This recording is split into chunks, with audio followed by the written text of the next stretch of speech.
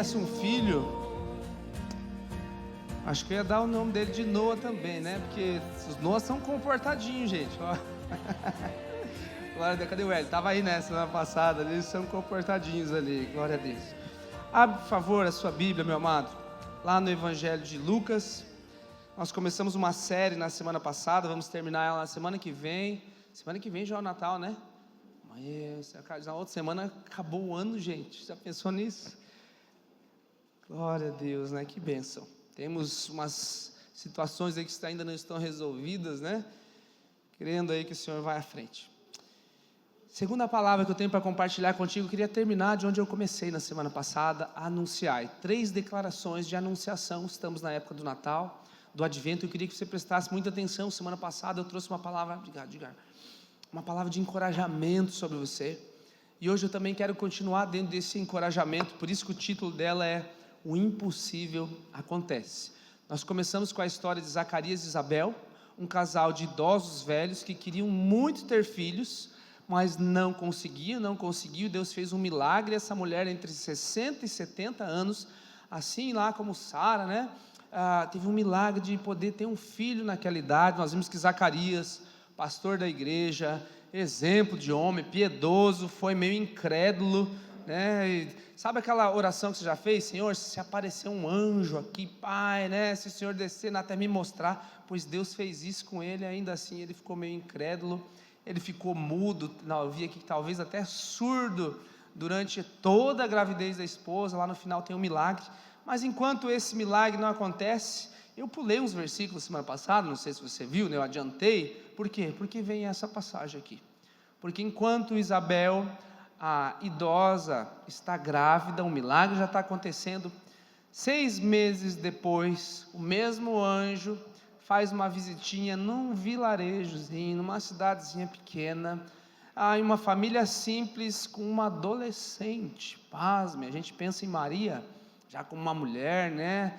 12 a 15 anos, dentro da tradição, da cultura, é a idade que Maria tinha. Falei para minha esposa, enquanto estava preparando a palavra essa semana, falei, amor, você faz ideia que você tem a idade que Maria tinha quando Jesus começou o ministério dela? Então vocês querem ter uma ideia de como é que Maria era? Olha que bonita que era Maria, né? Enfim, Maria tinha ali seus entre 42 e 45 anos quando Jesus começou o ministério. Era nova.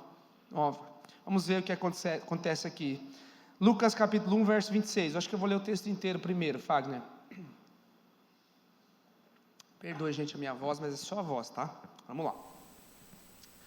O que fazer quando tudo ao meu redor muda? Capítulo 1 de Lucas, verso 26 em diante. Deixa eu ler o texto inteiro, depois eu queria ler um por um para você prestar mais atenção. No 6º mês, que 6º mês? Depois da gravidez de Isabel, onde eu terminei semana passada. O anjo Gabriel foi enviado por Deus a uma cidade da Galiléia, chamada Nazaré, a uma virgem que estava comprometida a casar com um homem da casa de Davi, cujo nome era José. A virgem se chamava Maria. E aproximando-se dela, o anjo disse: Salve, agraciada, o Senhor está com você. Ela, porém, ao ouvir essa palavra, perturbou-se muito e pôs-se a pensar no que poderia significar essa saudação. Guarde isso, porque a gente vai comparar isso com a reação de Zacarias, tá? Mas o anjo lhe disse: Não tenha medo, Maria, porque você foi abençoada por Deus. Você ficará grávida e dará à luz um filho, a quem chamará pelo nome de Jesus. Este será grande e será chamado Filho do Altíssimo. Isso aqui é inédito na história do Velho Testamento. Eu vou ressaltar isso aqui depois. Deus, o Senhor, lhe dará o trono de Davi, seu pai. Ele reinará para sempre sobre a casa de Jacó, e o seu reinado não terá fim. Então Maria disse ao anjo: Como será isso, se eu nunca tive relação com homem algum? O anjo respondeu: O Espírito Santo virá sobre você, e o poder do Altíssimo a envolverá com a sua sombra. Por isso também o ente santo que há de nascer será chamado Filho de Deus.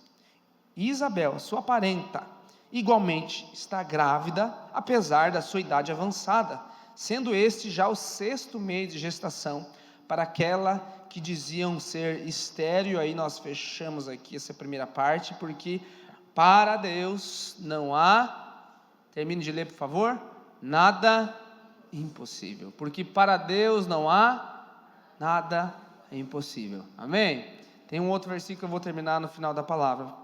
Querido, o que fazer quando tudo ao meu redor muda? Você já fez planos? Já teve situações assim que estava tudo certinho, tudo dentro do teu cronograma, de repente você programou, agora eu vou fazer isso, vou terminar o ano assim, chegou no final do ano, aconteceu um negócio que saiu dos trilhos. De repente você programou, quando eu tiver essa quantidade de dinheiro, eu vou começar tal negócio, eu vou empreender mais isso, mais aquilo, e de repente acontece uma outra situação. Ou de repente você programou tudo isso, estava tudo certo para você ir viajar, para você fazer um outro negócio, de repente vem uma doença. Ou você experimentou isso 2 anos atrás, a tua vida estava dentro dos eixos, dentro dos trilhos, ou pelo menos indo de acordo com aquilo que era possível, mas aí vem uma pandemia e desestrutura você. Ou financeiramente, de repente você está bem, e aí você está com as tuas aplicações em dia, mas acontece alguma coisa na bolsa, acontece alguma coisa no mercado que muda, e aí você é pego de surpresa e você tem que mudar a tua rotina. Quantos já se encontraram nessa situação?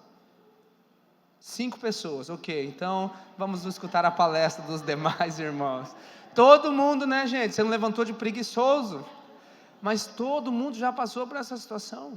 Todo mundo já, inclusive eu, várias e várias vezes passo, toda semana quase, tem alguma coisa que se vou fazer tal coisa, não dá, vou ter que mudar os planos, acontecer uma coisa diferente. E essa história de Natal nos ensina tantas coisas, e entre elas é que o inesperado acontece na vida. Mas ensinar que o inesperado acontece na vida não precisa tanto. A resposta que eu quero te dar hoje é: o que fazer quando o inesperado acontece? O que eu faço quando eu tenho os meus planos, quando eu faço os meus planejamentos, eu trilho, às vezes traço um trilho para a minha vida e algumas coisas que eu não pensava acontecem. Casamento, acontece um negócio que eu não achei que ia ter que lidar com isso agora. Negócios, travou um pouquinho agora, não sei que eu teria que lidar com isso agora. Enfermidade, problema com os amigos, enfim, tantas coisas que estão ao nosso redor que mexem com a gente. E o que eu faço agora nessas situações? Meus sonhos, nossa, tem tanta coisa que Deus pode mexer, mas nos meus sonhos, Senhor, não mexe, que senão a coisa desanda. Pois bem, nós não esperamos que Deus se mova de maneira que nós não entendemos, não é verdade? Você espera que Deus se mova de uma maneira que você entenda. Isso aqui aconteceu por causa disso. Aconteceu um negócio ruim, mas acho que é por causa disso, né? Eu acho que, aqui eu vou dar a volta. Enfim, nós sabemos que não é assim que funciona, mas por que a gente espera? Que Deus sempre se mova da maneira com que a gente entenda. Todos nós aqui esperamos que Deus se mova bem certinho, e Deus age, Deus intervém, e faz aqui, e faz aquele outro, e no final dá tudo certo. Mas nós sabemos, se você tem um pouquinho mais de caminhada, você já sabe que não é assim que a vida funciona, não é assim que Deus escolheu agir e principalmente se revelar. Eu já expliquei tantas vezes para você aqui: sem dor, sem choro, sem tristeza, sem pecado, sem doença, sem preocupação em relação ao futuro, sem insegurança, esse é o teu destino, amém? Mas não é aqui na terra, ok? Novo céu, até a terra vai mudar, nova terra, novo corpo, nome, novo nome, tudo novo, tudo se fará novo, as coisas velhas já passaram, enfim, todo esse processo é quando o Senhor Jesus vier implantar o reino dele na terra. Fique tranquilo que esse é o teu destino, mas existe um trajeto enquanto você não chega lá. Não é qualquer um que vai chegar lá, que é muito injusto no final todo mundo entrar. É uma doutrina falsa que está sendo pregada por aí. Cuidado com aquilo que você ouve na internet. Teologicamente a gente chama de hipergraça. No fim das contas todo mundo entra. Não é bíblico isso, gente. Não é, não ouça isso, não caia nessa. A Bíblia diz que aquele que entrar pelo caminho estreito, ou melhor, pela porta estreita, mas não é só entrar pela porta estreita, eu tenho que andar pelo caminho estreito. Há um caminho, há uma ideia, não é uma religião, não é um conjunto de regras. Você não entra por esse caminho, você não chega a essa porta porque você merece, eu já te expliquei isso. E é essa ideia de agora Deus ter que vir ao mundo. Toda tentativa humana de entrar pela porta estreita é falha. Deus deu a lei, não para que nós fôssemos salvos pela lei, que é chamado lá os 10 mandamentos ou o Antigo Testamento. Deus deu a lei para nos mostrar, em especial, entre outras coisas, claro, mas para nos mostrar que toda tentativa nossa de sermos perfeitinhos e certinhos é falha.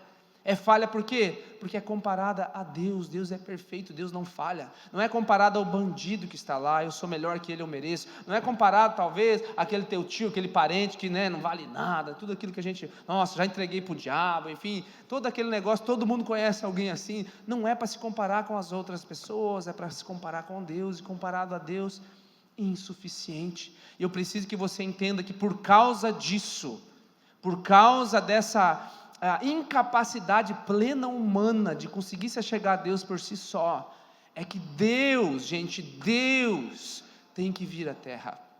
Procure, estude a história da humanidade inteira, desde os primórdios até agora. Você não vai encontrar em nenhuma religião, estude religião comparada, você não vai encontrar em nenhuma religião do mundo, lá no Oriente, aqui no Ocidente, em qualquer lugar do planeta, você não encontra em nenhuma religião do mundo, nenhum Deus dessa religião, que ele se iguala aos seus adoradores. Todos os deuses, de todas as outras, de toda a gente, 100% das religiões, sabe o que eles pedem? Coisas para você. Eles exigem de você um padrão de disciplina. Olha, quando você fizer tudo isso certinho, aí você vai poder voltar numa outra vida melhor. Quando você fizer tudo isso certinho, aí você vai receber desse outro Deus aqui. Não, quando você fizer esse sacrifício, quando você entregar isso, todos eles vão pedir alguma coisa. Pastor, mas Deus não pede algumas coisas? Meu amado, Deus pede obediência. Sabe, as pessoas às vezes usam e deturpam várias coisas da palavra de Deus para comparar Deus a esse tipo de Deus com Deus minúsculo. Deus, a única coisa que Ele pede de você é o teu coração. Entrega. Deus não quer nada teu, nem o teu dinheiro, nem o teu tempo, nem nada teu. Ele não precisa disso. O que é que muda na vida de Deus pedir essas coisas? Agora, por que às vezes Ele pede isso para nós? Ele quer o teu? Agora, se o teu coração estiver inclinado para essas coisas, Ele vai pedir isso não porque Ele precisa, mas porque Ele quer atrair o teu coração para o lugar certo. Você está entendendo isso? Por que Deus nos instrui a partilhar dos nossos bens, a plantar no reino de Deus? Não é porque Ele precisa, Ele é o Deus do impossível, nós lemos, Ele é o Deus do ouro e da prata, mas porque o coração do homem é naturalmente inclinado para essas coisas. Então, uma maneira de ensinar o homem a se desprender disso ei, vem, quero que você entregue isso para mim. Tempo, uma coisa tão preciosa que não volta atrás. Deus não precisa do nosso tempo, Ele é atemporal, Ele não está preso ao cronos como nós. Agora, Ele pede para que você dedique tempo também. Os 10% não é só das suas finanças, é do teu tempo também, ainda é um princípio, não é uma regra. Por que Ele pede? Para te ensinar que se você não separar essa parte para Ele, você dedica todo 100% para outras coisas, e aí aplique isso a todas as outras coisas. Agora Ele faz o mesmo com Maria. Maria é uma jovem, Maria é uma adolescente. Como adolescente tem planos, e ela não é uma adolescente qualquer, ela é uma adolescente privilegiada, porque dentro da cultura judaica, em especial, as mulheres precisavam casar, porque senão não tinham subsistência. Não é que nem hoje, que elas podem trabalhar e ser por si só. E agora essa adolescente já tem um marido, e um marido com profissão, e não é um marido qualquer, é um cara extremamente zeloso. Pense, Deus, Ele vai vir à terra agora. Deus, Ele vai ter que fazer todo o processo para poder nos resgatar e agora fazer a ligação de novo que nós perdemos lá em Adão. Todo aquele que nasce de um homem e uma mulher natural, nasce com essa natureza pecaminosa de Adão. Então Deus faz um milagre. Deus faz o milagre da concepção. Ele escolhe uma adolescente que tinha planos, que ia casar. Gente, agora olha os sonhos de Maria. O que acontece com os sonhos de Maria? Maria, poxa, eu vou casar. Nossa, como é que vai ser minha casa? A cultura judaica, quando você noiva, é praticamente estar casado. Por quê? É um contrato. Eu estava explicando ontem, lá no final do PG, estava no encerramento do PG lá com o Ronaldo e a Anne, lá em Governador Celso Ramos, bem legal, né? Vou fazer inveja para a turma. Enfim, estávamos conversando, e dentro da cultura judaica, que deu um processo longo para você casar. Quando eu estava lá na Jordânia esse ano, um dos guias lá estava comentando conosco que ele tinha um filho, e o filho dele estava noivo. E aí nós perguntamos para ele: escuta, como é que é o noivado? Olha a história que eu vou contar para você. Isso acontece hoje, gente, não é lá no passado, é naquela cultura. O rapaz, olha, se interessa pela moça, tal, eles começam a conversar e tudo mais, não é que nem aqui, né? Então eles começam a conversar e tudo mais, me interessei. Papai, vai pro pai, gostei da moça, quero casar. Por quê? Porque não é bem assim, gente, só quero casar. Ok, então agora o pai tem que entrar em contato com o pai da moça. Isso é agora, tá, gente? Por quê? Daí o pai da moça, meu filho está interessado na minha filha, ok, vamos marcar para nos conhecer. O pai da moça marca o dia que eles querem conhecer, não a família inteira, o pai do menino, a mãe e de repente um menino ali. Marca lá um dia que o pai da moça está afim, tem tempo, né? Chega lá em casa, por quê? Eu quero conhecer primeiro a família, aonde eu vou colocar a minha filha. E daí eles sentam e conversam, começam a conversar, e eles têm que contar a história da família, de onde você veio, o que você fez, né? Puxa a ficha criminal, de onde você faz, como é que é, tudo mais, eles começam a conversar. E daí, se o pai da noiva gostar da família, então agora vamos para as tratativas. Isso é agora. Que tratativas é essa? Dote, média. Eles me falou lá agora, né? A cotação é essa de agora. 10 a 20 mil dólares de média para você dar de dote para casar. Ou seja, só aqui você já elimina lá a turma que não quer trabalhar, que quer só ficar jogando videogame, já elimina do currículo ali. Então aí isso também é uma negociação, está lá na cultura deles. Pode ser mais, dependendo da família, como pode ser menos, né? O pai é gente boa, não sei como é que funciona essa parte, mas tem um dote. O menino tem que trabalhar, o menino trabalhou e aí o que o pai faz? Encoraja o filho, pô filho, vai trabalhar, quanto é que você tem e tal? Ó, vou inteirar tanto para você, mas o resto, né, você quer casar, você entende qual é o processo que está acontecendo? Só para noivar, gente. E aí ele vai, ele compartilhou conosco, eu dei tanto pro meu filho, tá, mas a maior parte ele quer porque agora ele vai casar, e depois dentro dessa cultura eles têm que programar uma festa, não é só um dia de festa, vocês acham que é só lá marcar um churrasquinho, um negócio lá e deu? Uma semana, 4 dias a uma semana, tem que receber os parentes, tem que alimentar os parentes, tem que ficar aquela turma toda lá, uma semana de festa. Então não é bem assim para casar. Depois de ter feito tudo isso, aí eles vão casar, ok? Então você entende que uma vez que o cara decidiu casar, não é assim, vou desnoivar, vou acabar com esse noivado. Agora, mas na época de Jesus era ainda pior, porque além de tudo isso, agora depois que todo esse processo é feito, o noivo, ele sai para poder juntar o dinheiro para poder construir uma casa. Ele tem um prazo de 1 ano para fazer isso. Então é natural na cultura judaica que agora, depois de ter feito toda essa cerimônia, todo esse compromisso, é quase que um contrato, porque de fato para você desnoivar nessa época aqui, não sei se é a palavra certa, mas para romper o noivado, você tinha que fazer quase que uma carta de divórcio. Agora José sai e a ideia é que ele fique 1 ano fora trabalhando para poder preparar uma casa para o casal. Vocês já ouviram essa analogia em algum lugar na Bíblia? Existe um noivo que foi nos preparar um lugar, e enquanto ele não vem, a noiva tem que se preparar para a chegada do noivo. Vocês percebem por que Jesus usa essa analogia? Jesus é o noivo, nós somos a igreja.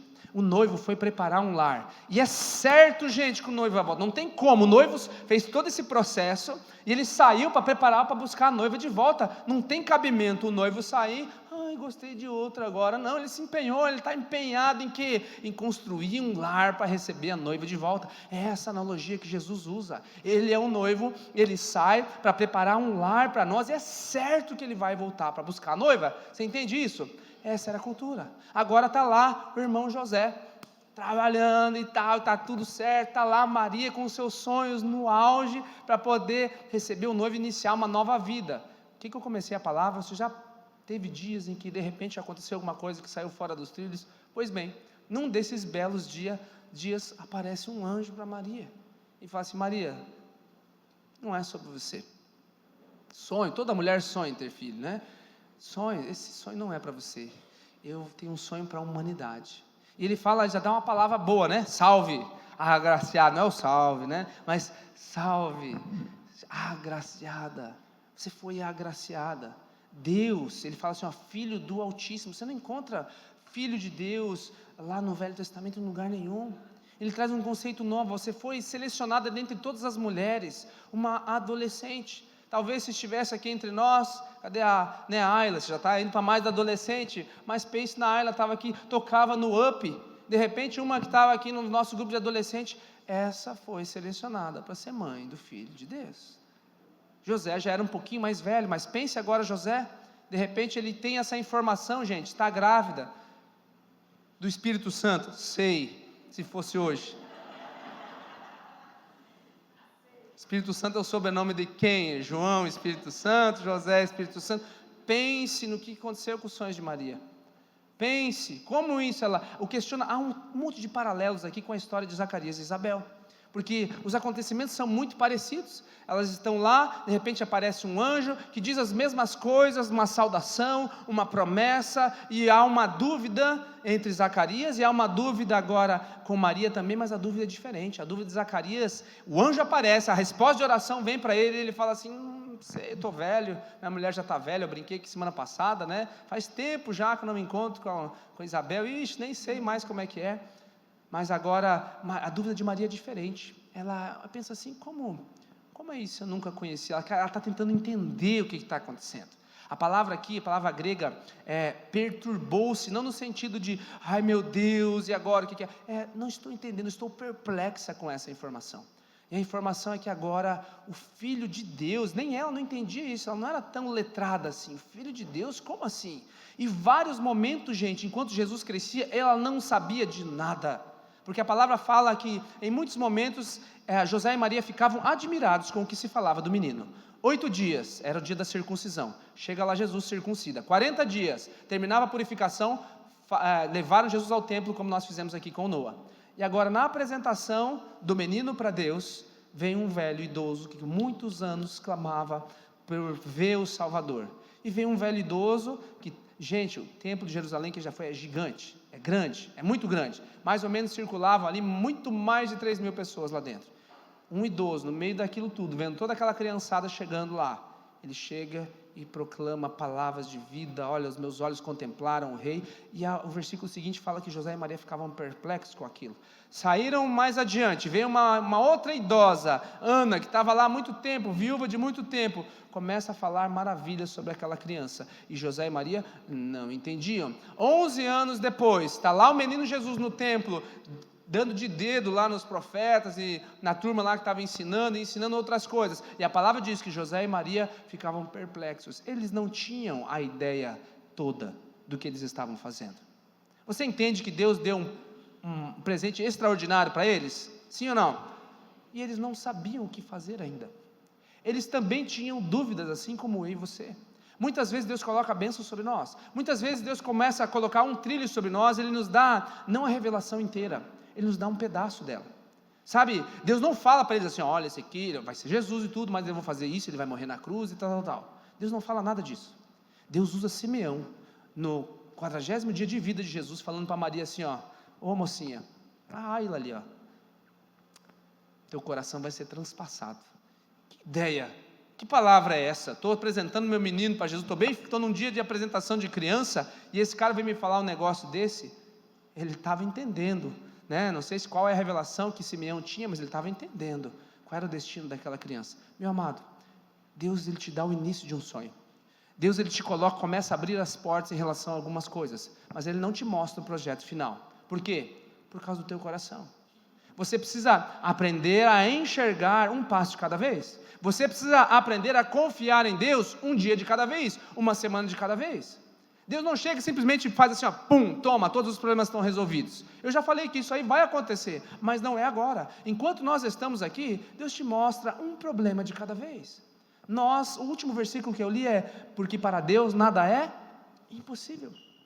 Para você entender que para Deus nada é impossível, você precisa passar por algumas situações que, às vezes, só o impossível para acontecer. Agora, se você sabe que Deus está contigo, poxa, agora viva por essa promessa. Eu sei que é difícil, eu também passo dias muitos e muito difíceis, e tem dias que eu não sei realmente o que fazer, mas eu confio, Senhor, o plano é teu, a obra é tua, tu vais à frente, eu não estou entendendo nada do que está acontecendo, mas o que é que eu tenho que fazer agora? Dar um passo de fé, e ainda que os meus sonhos, olha, o sonho de casar, o sonho de ter uma vida, o sonho de ter um progresso, o sonho de ter filhos, o sonho de fazer isso ou aquilo, de repente é destruído diante de Maria, mas o anjo fala que você é agraciada, você é bem-aventurada. Creia que existe um plano muito maior ao teu redor acontecendo, sabe, existe algo no reino espiritual que nós não estamos vendo, e se você não se atinar para isso, o Rei dos Reis, o Senhor dos Senhores, o próprio Deus vai passar do teu lado, e você vai achar assim, está lá mais um filho do José de Nazaré que está passando por ali, como aconteceu lá em Nazaré. Jesus fala que, a Bíblia fala que ele não pôde fazer muitos milagres ali, porque havia um ambiente de incredulidade nas pessoas. Que ambiente era esse? Não é esse o filho de José? Não é a sua mãe Maria? Não estão aqui os seus irmãos e irmãs? Eles desprezaram o simples de Deus. Sabe, querido, não despreze a pessoa que está do teu lado. Não despreze o pequeno grupo em que você foi inserido. Não despreze a igreja que você frequenta. Não despreze cada devocional diário que você para olhar a palavra. Não despreze as suas pequenas orações. Porque é como um alimento, porque é como se fosse uma janela, uma oportunidade de se abrir uma janela do céu sobre a tua vida. Agora, se você não crê, nada vai acontecer. Se você crê simplesmente, eu tenho que ir à igreja porque eu tenho, nada vai acontecer, vai ser um culto qualquer, vai ser um culto normal. Se você frequenta um pequeno grupo na semana, porque eu tenho que ir, porque é bom, porque eu quero ver, porque eu quero conversar, nada vai acontecer. Se você abrir a Bíblia simplesmente para cumprir o teu plano anual que você se comprometeu, nada vai acontecer, porque tudo isso são atos religiosos, são atos bons, mas são atos religiosos. Não é isso que Deus quer de você. Sabe, Deus quer anunciar para você que a tua vida vai mudar, que algumas coisas vão sair fora do trilho, e que algumas coisas que você planejou não vão nem acontecer, mas está tudo bem, mas tudo está debaixo da minha proteção. Quando Maria questiona assim, como será isso, se eu ainda sou virgem, eu não conheço nenhum homem, a palavra fala que nós lemos, você vai ser coberta pela sombra do Altíssimo. Amado, às vezes nós desprezamos essas expressões. Se você abrir a tua Bíblia, lá no primeiro capítulo do primeiro livro, Gênesis, a palavra fala que o Espírito pairava sobre a face das águas, e algumas traduções vai trazer assim, que o Espírito cobria. Cobrir em português é a mesma palavra, mas aqui no hebraico ela tem vários sentidos. E o evangelista Lucas, ele usou a mesma palavra que é usado lá em Gênesis, do Espírito cobrindo as águas, para dizer para Maria, traduzindo ali o que o anjo disse, que ela seria coberta pela sombra do Altíssimo. Sabe o que isso significa? Quando o Espírito Santo pairava sobre a face das águas, o mundo foi criado. A vida, a criação, a milagre, significa que quando o Espírito paira sobre nós, a vida e a milagre, o Espírito Santo está sobre a sua vida. Querido, creia, não importa o que você esteja vivendo, não importa se você está terminando um ano top, ou um ano mais ou menos, se você simplesmente crê, algo sempre vai acontecer, algo sempre está acontecendo, ainda que nada mude. É estranho isso, não é? Mas no reino do Espírito é assim que funciona, algo sempre está acontecendo, ainda que nada ao meu redor mude. Creia, porque se a circunstância ainda não mudou, algo dentro de mim tem que mudar, porque Deus tem toda a bênção. Você crê nisso? Está tudo sob controle. Por que Ele não te dá tudo? Por que Ele não resolve tudo? Sabe, eu vejo Deus como um pai que está louco para dar um presente para o filho. Vou aproveitar que o Pedro não está aqui hoje. Já comprei o presente de Natal dele, faz tempo. E eu vou falar para vocês, gente, como pai, eu já fui tentado várias vezes, acho que eu vou dar o presente, a gente já vai usar agora. Teve um dia que a gente foi fazer um negócio assim, já estou louco para entregar o presente para ele, mas não, vou esperar, porque aquele momento vai ser melhor, ele vai dar mais valor, ele vai lembrar que ele ganhou isso aqui naquele dia e tudo mais. Eu vejo Deus mais ou menos assim, poxa, eu estou louco para te entregar isso, eu estou louco para te livrar dessa situação, eu estou louco para derramar sobre vocês, mas eu ainda não posso, porque senão eu vou estragar você, eu ainda não posso derramar isso sobre você, porque se eu entregar isso para você agora, você vai perder todo o aprendizado do processo. Se eu simplesmente te libertar disso aqui agora, você não vai entender que eu fui a fonte. Se eu abrir as portas financeiras para você desse negócio agora, você não vai entender que isso aqui é secundário, que a tua mente não pode estar focada nisso. Deus, querido, Ele tem todas as tuas bênçãos guardadas aqui, e prontinho, e Ele quer te dar. Você pode dar uma glória a Deus? Poxa, Ele quer te dar. Por que não dá, Senhor? Porque o meu coração ainda não está no lugar certo. Por que Ele não revelou para Maria no comecinho o que estava acontecendo? Não, Maria, você só precisa saber disso. Agraciada, bem-aventurada, você só precisa saber disso. Sabe, coloca o teu coração diante do Senhor, meu amado. Todas as coisas que estão acontecendo na tua vida, Deus não está retendo a bênção porque você está só vivendo em pecado, porque você é mal educado, porque você não é comportado. Não é só por causa disso, não. Sabe, Deus está querendo te derramar, Deus te ama. Deus é um pai amoroso, Deus é um pai zeloso, Deus é um pai que Ele quer te tirar de todas essas situações, mas Ele sabe que a tua vida não se limita a esses poucos anos que a gente vive aqui na terra. Quantas pessoas de 100 anos você conhece? A gente vibra, né? Mas provavelmente a maior parte de nós não vamos chegar aos 100 anos. É muito pouco tempo para você olhar e ver que, nossa, só isso para eu merecer a vida eterna. Esse é o plano que Deus tem para mim. Você está entendendo isso? Então deixa eu te dizer 4 coisas bem rapidinho, nesses 5 minutos finais. Primeiro, Maria foi escolhida, mas ela não era divina. Maria precisava de perdão de pecados, assim como eu e você. Ela foi agraciada, ela foi uma mulher extraordinária, uma mulher digna de admiração. A palavra diz que ela diz, bem-aventurada, mas ela foi uma serva de todos nós. Ela foi uma serva. Depois, no final, o verso termina aqui dizendo: faça sobre a tua serva conforme foram as tuas palavras. No primeiro milagre público de Jesus meio que é mal educado com ela, O que eu tenho eu contigo, mulher? Ainda não chegou a minha hora. E ela fala assim: faça tudo conforme ele ordenar. E ela se submete à cruz. É evidente que ela tinha um apego a Jesus como mãe, claro. Você pode se referir a ela como mãe de Deus dentro desse contexto aqui? Sim. Mas Maria carece da graça de Deus como eu e você.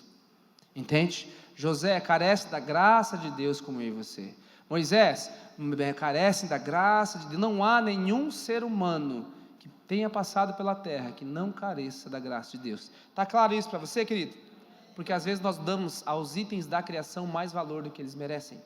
Outro exemplo é anjos. Anjos são servos. Anjos não devem receber adoração. Você vai ver em 2 lugares na Bíblia que quando o anjo apareceu, o profeta ou o evangelista, no caso João também, quis se prostrar e adorar um anjo. O anjo falou: ei rapaz, levanta que eu sou servo igual a você.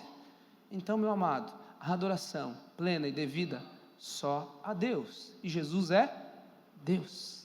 Amém? Está claro isso para você? Maria é uma serva, digna de admiração, mas precisa do sangue de Jesus. Segundo, a idade não é um fator limitador. Não interessa se você tem 80 anos, ou se você tem 12 ou 15, como era o caso de Maria. A idade não é um fator limitador, porque é curioso que eu peguei essas 2 partes. Semana passada comecei o capítulo 1 com Zacarias, e agora estou no mesmo capítulo 1 com Maria. Isabel, uma idosa, e agora uma adolescente. Uma idosa que já passou a longos tempos da menopausa, que o marido já está lá para lá de Bagdá, mas ela tem um milagre de ter um filho. E uma adolescente que nunca teve relação com homem nenhum, agora também vai ter um filho.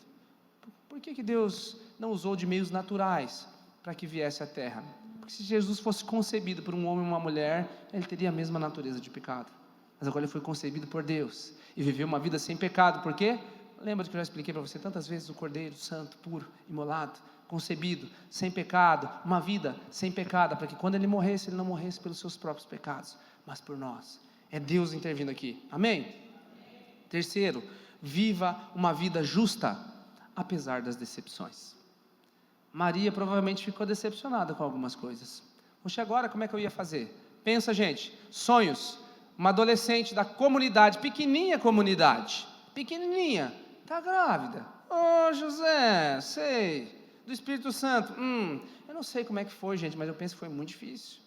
Muito difícil. Como é que vai lidar com essa gravidez? José quis fugir no sentido de proteger Maria, porque ela seria apedrejada pela lei. O anjo vai lá, chama: José, volta, é um assunto para outro dia, Volta lá, chama, e agora eles têm uma vida, uma gravidez complicada.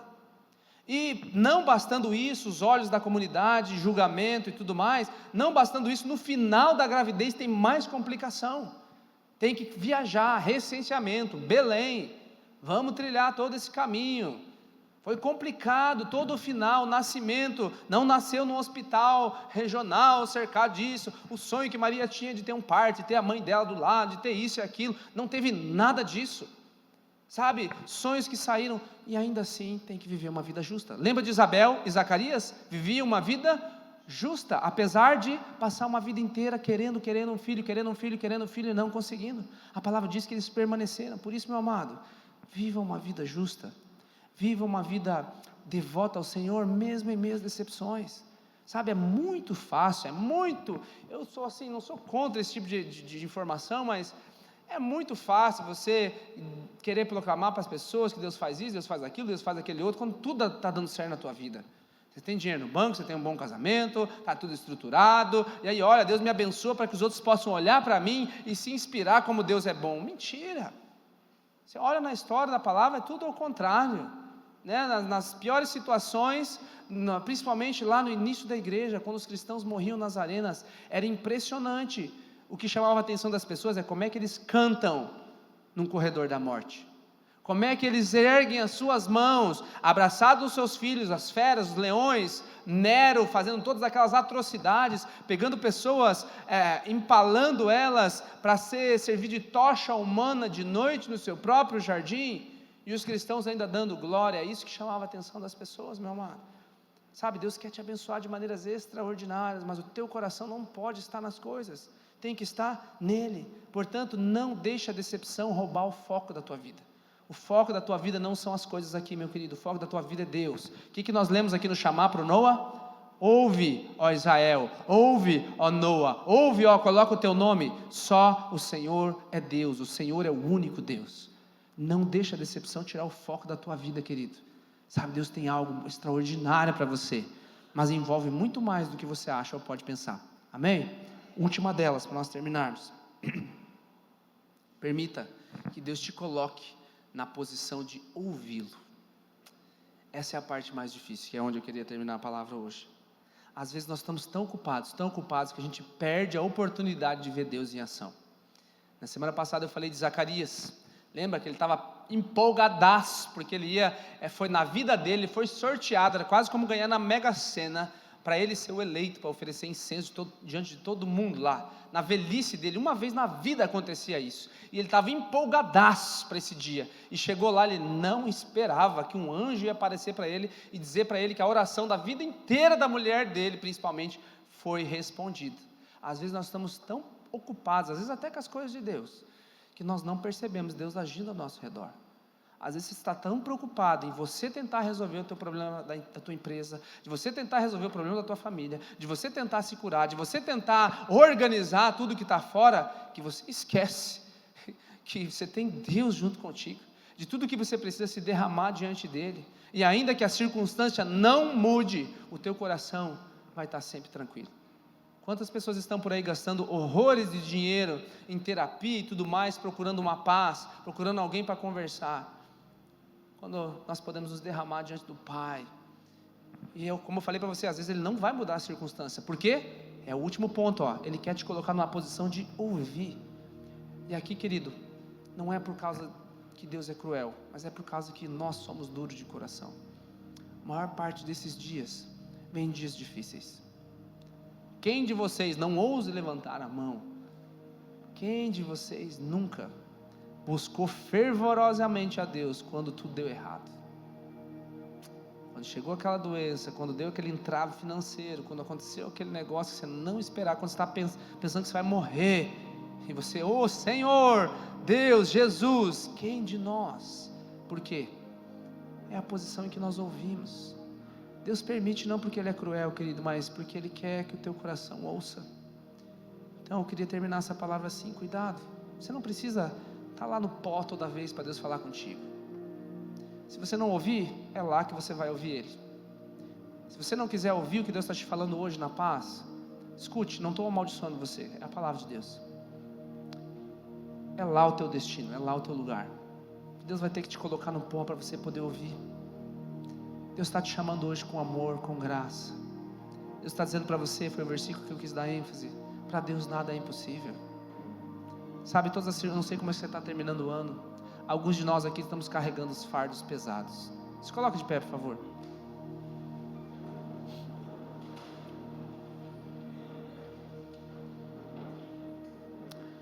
Alguns de nós, apesar de ser um ano cheio de festa, cheio de um monte de coisa acontecendo, familiares chegando, nos sentimos muito sozinhos. Alguns de nós temos um sentimento meio estranho quando chega no Natal, mas eu devia estar feliz, devia estar contente. Parece que eu fico mais triste. O que acontece comigo? É um fardo que você está carregando. A nossa região é uma região muito boa, glória a Deus. Talvez o desemprego não nos alcance como alcança outras áreas, mas volte e meia, nós estamos enfrentando aí não uma crise, mas uns abalos aí na economia, uma incerteza em relação às coisas políticas, né? E eu sei que isso tem roubado a paz de muitos de vocês. Sabe, querido, deixa eu te recomendar. A primeira coisa que você deve fazer de manhã não é abrir o WhatsApp para ver as notícias, se o Lula vai subir a rampa ou não. Eu também estou preocupado igual você. A primeira coisa que deve ocupar o meu pensamento pela manhã é: eu sirvo a um Deus que é acima de todo e qualquer governo, política e situação. Minha vida pode ficar um pouco mais complicada aqui? Pode, Mas aí, Lula não tem poder para tirar o propósito de Deus sobre a minha vida. Se o Bolsonaro continuar, ele também não tem poder para melhorar ou piorar aquilo que Deus tem para mim. Nenhum homem na terra, não é o Trump, não é o Biden, não é nenhuma dessas pessoas. Nós temos que exercer nossa cidadania, exercer o nosso papel e ir para cima mesmo, dentro dos nossos direitos, sim. Mas não é o foco da nossa vida aqui. Você entende isso? Você pode, eu te encorajo a exercer o teu papel de cidadão e fazer o que você acha que tem que fazer. Mas não coloque isso acima de Deus. Não deixe isso roubar a tua paz. Eu oro pelo Brasil.